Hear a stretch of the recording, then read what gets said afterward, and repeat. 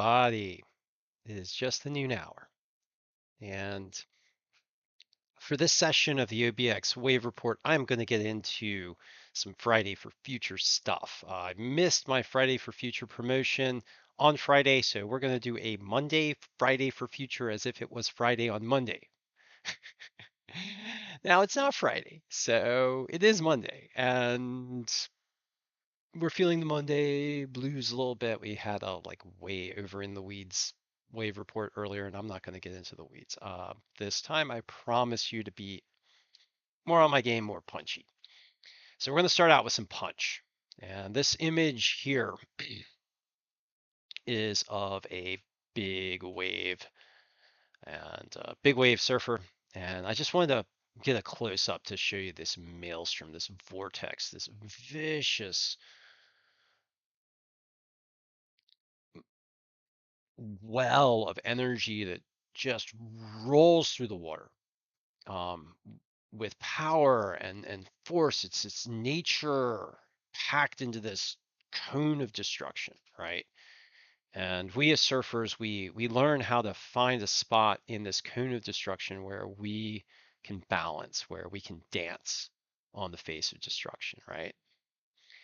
Um, but if we are in the wrong spot of the cone of destruction, we get the beat down. And the beat down is bad. The beat down can, on a wave like this, can really risk your life. It's massive, powerful force of nature that will wreck your day. It'll, you know, slam you into frickin' sandbar or a reef. You know, can break your neck, can hold you down to the point where you can't hold your breath anymore. It'll take you through like multiple roller coaster rides over the falls and down into like these vicious eddies called undertows that'll just hold you down. It'll put your surfboard up like a tombstone in the water or even push it underneath the water with you. It's a sideways raging whirlpool that looks like a hurricane. And when you surf, you learn how to find the calm in all of that. You learn how to thread the needle. You learn how to make a path and do something amazing and beautiful and fun. And as you learn how to be safe, even in the face of this force of destruction, right? This beautiful yet violent force of nature. You learn how to dance with it. You learn how to make friends with it. You know, it's there's I don't know. Some of us have like this romance with devastation, and some of us find a way to tease balance and art and creation from what could be devastating. How do we do it? I mean, in essence, we avoid the beatdown, and then we do like all the other things. All right, so why am I talking about surfing again when we get into a Friday for Future session? And I'm using the wave as a metaphor. There's a big wave coming toward us, and it is growing with each gallon of gas we burn, with each nugget of coal we ignite, with each vaporous bottle of methane that we light in in factories and turbines. It's a big wave, and it's getting bigger with each injection of heat energy from that flash of burning, and and it's a big deal. I mean, it's no joke. I mean, there's a bunch of people that want to hide from it or deny it or make up some BS nonsense about it, but it's there and it's coming, and we can find a way through it. We can avoid most of the beatdown coming from it. But we can't if we keep doing stupid things like heading right toward the axe of the beatdown, the heavy lip of that big wave heading toward us. And so we as a nation recently did a dumb thing. We headed toward more beatdown from climate crisis. We approved ConocoPhillips drilling in Alaska of the Willow Oil Project. And the climate activists, the scientists, pretty much anybody who has half a brain and is concerned about the beatdown on the issue of climate change said this was a bad deal. And I'm highlighting this retweet from Greta Thunberg of Dr. Genevieve Gunter, who is a fantastic climate communicator, talking about the media coverage of POTUS's decision to approve the oil drills in Alaska and citing in on what the media is talking about and framing it as like Biden versus the activists. It's not Biden versus the activists. In all honesty, it's not really even just Biden because the Willow Project was initially, approved and proposed by Trump. What it is dumb decision by cynicism driven by like lots of pressure coming from fossil fuel billionaires who are, the major proponents of Trump, who right now is trying to drum up this, violence against him being held accountable by the rule of law, fascistic violence, um, funded by, people like, the Kochs and Peter Thiel and all these other cynics who seem to think that we can't get off fossil fuels when the facts stand against them, when we know that we can avoid the beatdown of fossil fuels in climate crisis by investing in clean energies. That simple and direct. So yeah, the framing is stupid. Um, Anyone that is concerned about having a good future is against the Willow Oil Project. It's not some crazy flower child kind of thing either, because the Willow Oil Project is a threat to our democracy.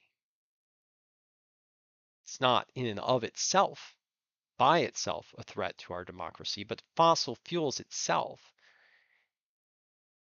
begets the harmful concentration of wealth that has fueled the oligarchies that right now are trying to bury democracies. It has fueled Vladimir Putin, who is right now trying to crush Ukraine under a genocidal invasion. You can call it something else, but that's what it is.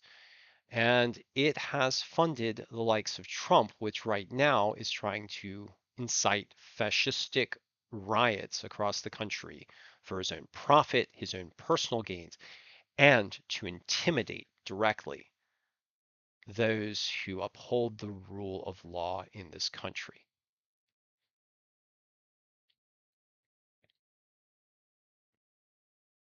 Fossil fuels are bad for America.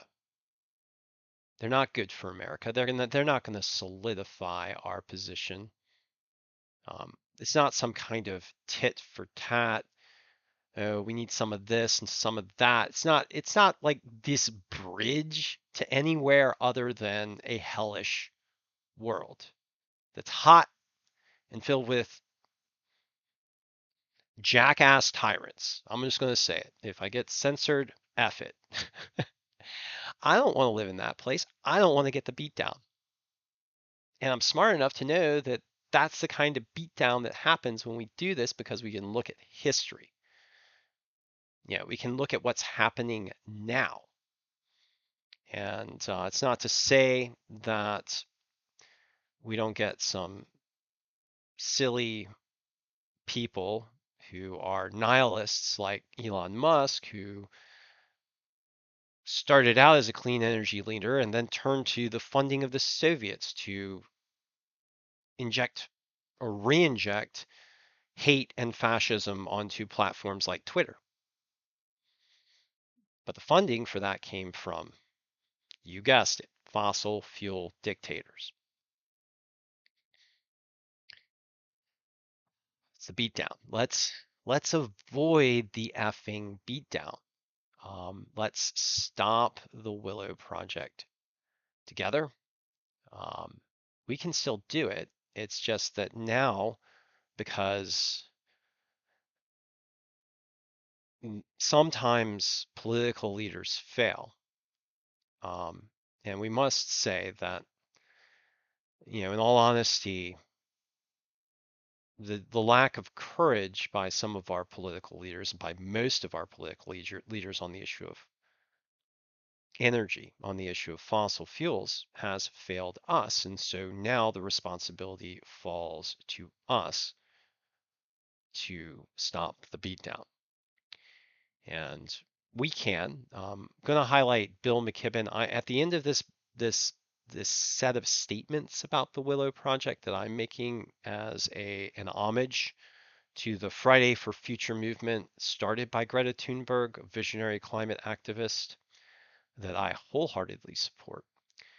I'm going to make a donation to 350.org, which was started by Bill McKibben.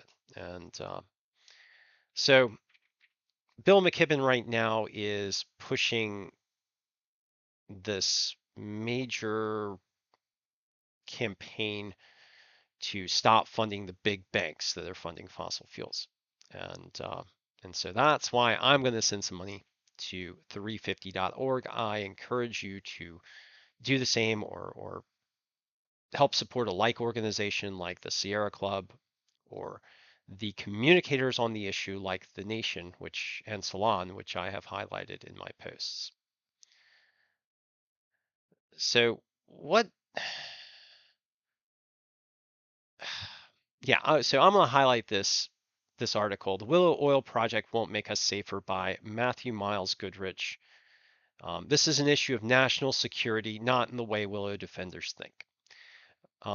So one of the framing issues on fossil fuels versus the rest of us that has basically opened wide the door to stupid, wide the door to the beatdown, is this failed notion that for some reason fossil fuels are what's going to, help power our national defense.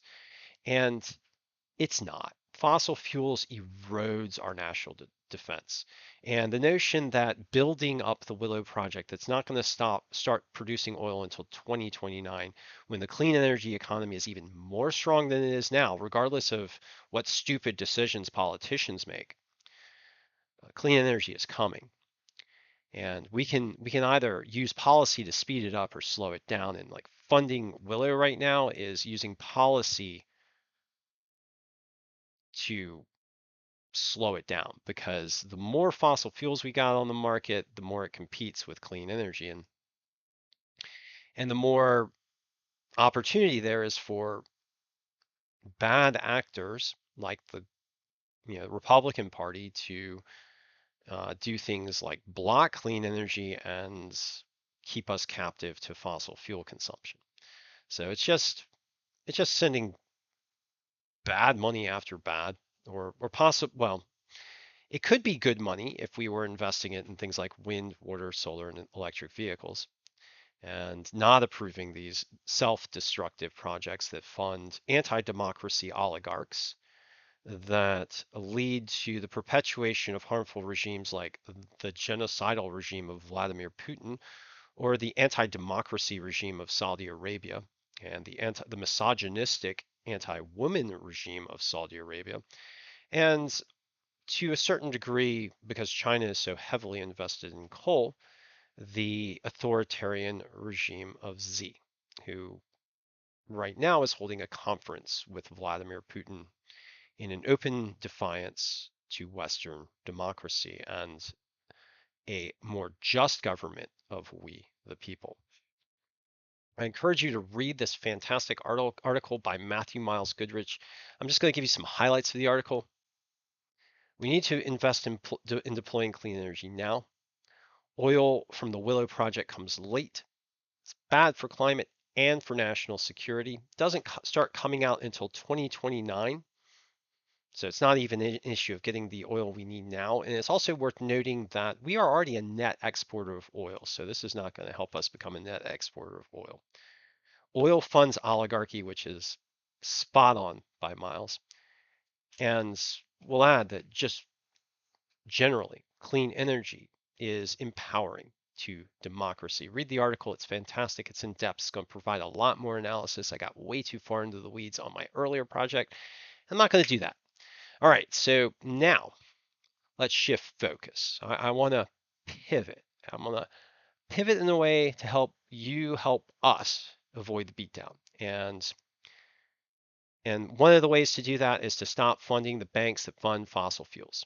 And right now, there's this huge campaign by the Third Act and by Bill McKibben, where people are cutting up their bank cards for the top 4 banks in the US and shifting to banks that don't fund fossil fuels the way these top 4 banks do. And I encourage you to go over to Bill McKibben's page, jump on board, get involved with Third Act. And there's big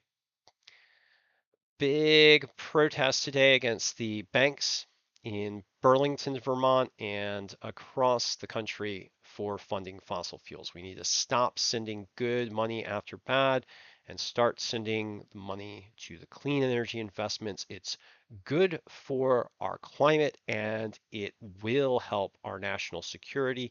It will help remove funding from those right now that are promoting violence across the interwebs and on places like Twitter. And it will remove funding for the harmful oligarchs like the Kochs and the Peter Thiels, and it will help to pull the wind, the hot wind coming not off of wind turbines, but out of furnaces that is fueling Trump's present push for violence yet again. So this is my Friday for Future episode on Monday. We can't say TGI Friday, uh, but we will help to, in our own small way, support the action by the climate activists who are fighting for our national security and fighting a lot more for our national security right now than the politicians, any of the politicians, because we have to hold them all accountable, who worked to approve the Willow Project out in Alaska. I am a major supporter of the Democratic Party, and they are in no way, in any way, like the GOP, which is just completely lost. But every now and again, the Democrats get it wrong. In this case, they got it wrong. I'm not going to make a stupid false equivalency argument because there is no equivalency, but we have to hold our side accountable when we get it wrong.